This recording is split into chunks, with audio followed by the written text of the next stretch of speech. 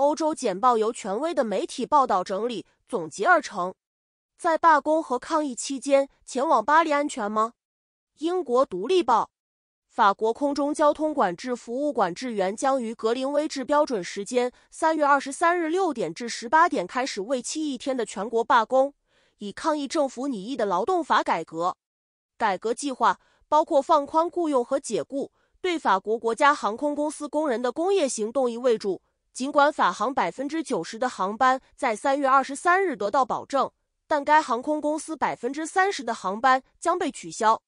雪上加霜的是，主要处理短途航班的巴黎奥利机场将受到最大影响，其50%的航班被取消。空中交通管制员工会要求取消拟议的劳动法。他们说，通过增加临时工和减少工作保障的措施，使工作面临风险。值得注意的是，本周的罢工可能是法国公众力量的展示，因为政客们正在为4月和5月的总统选举做准备。因为罢工预计将在整个法国产生连锁反应，特别是因为 TINTA 工会已经呼吁在4月6日和4月28日至5月2日进行进一步的罢工。乌克兰遭到无人机袭击，俄罗斯指责基辅瞄准克里米亚。金融时报，一架由俄罗斯军队运营的无人驾驶飞机在对乌克兰首都基辅以南的一个城镇的袭击中造成4人死亡。泽连斯基总统声称这架无人机是伊朗制造的。这次袭击发生在中国领导人习近平访问莫斯科期间。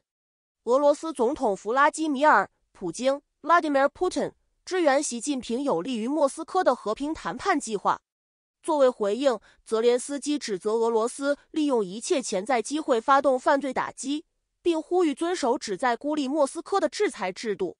西班牙首相赢得极右翼呼吁的信任投票。彭博社，西班牙首相佩德罗·桑切斯 Pedro Sanchez 赢得了信任投票，在5月的区选举之前，面临公众支持率下降的情况下，他的政府得到了推动。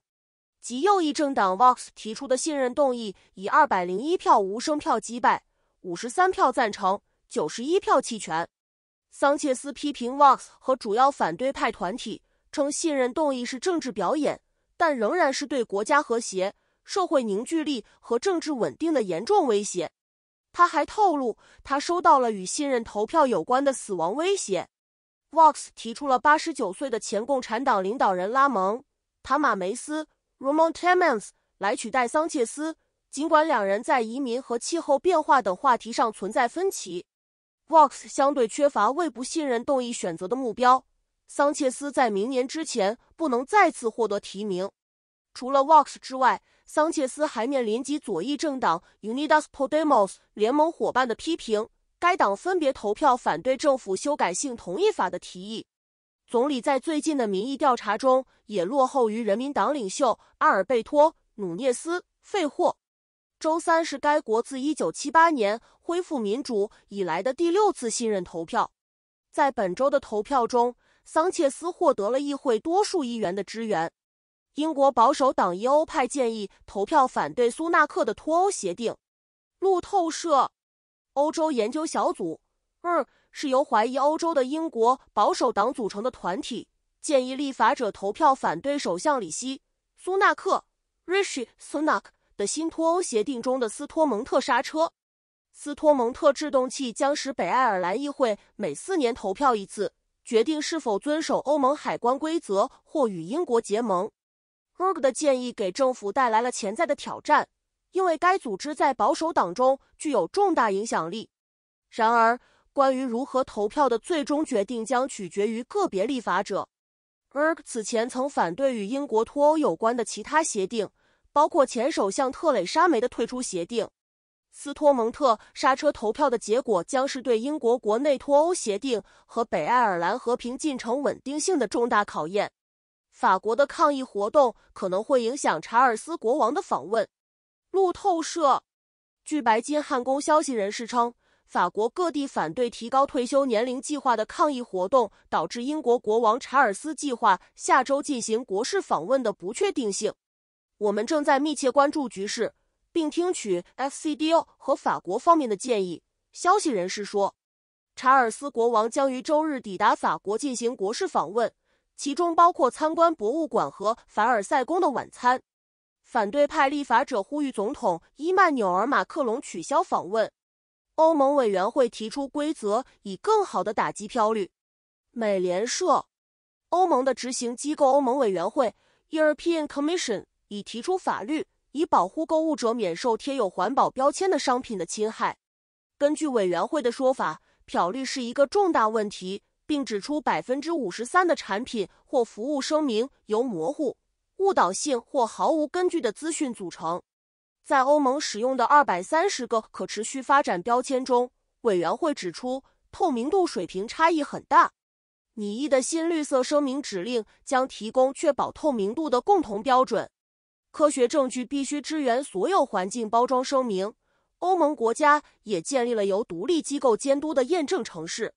该指令也适用于海外公司针对欧盟市场的索赔。尽管新规定排除了欧盟现有的绿色声明法规，包括有机食品标签和生态标签，但布鲁塞尔官员声称新法规向企业发出了重要警告。大众汽车，欧洲的工业用电成本应低于每千瓦17美分。路透社，大众汽车首席执行官奥利弗·布鲁姆 Oliver Bloom 表示，欧洲需要以低于每千瓦时 0.07 欧元的价格为企业提供电力，以保持竞争力。2023年初，家庭的平均能源成本约为每千瓦时 0.48 欧元，中小型企业约为每千瓦时 0.13 欧元。德国经济部长罗伯特·哈贝克 Robert Habeck 没有透露他提出的工业电价的任何细节，但这一变化有望在可再生能源时代保持欧洲对潜在投资者的吸引力，而竞争对手是中国和美国。大众汽车要求在欧洲实现更具竞争力的能源价格，并推迟决定其下一次电池投资，直到政府政策和补贴更加明确。斯洛伐克提供美国直升机向乌克兰提供喷气式飞机。美联社，斯洛伐克已获得12架新的军用直升机，价值10亿美元，以补偿该国向乌克兰提供的米格29战斗机。根据这一提议，斯洛伐克将支付 3.4 亿美元购买贝尔 H-1Z 攻击直升机以及训练和500枚 AGM-114 地狱火2导弹。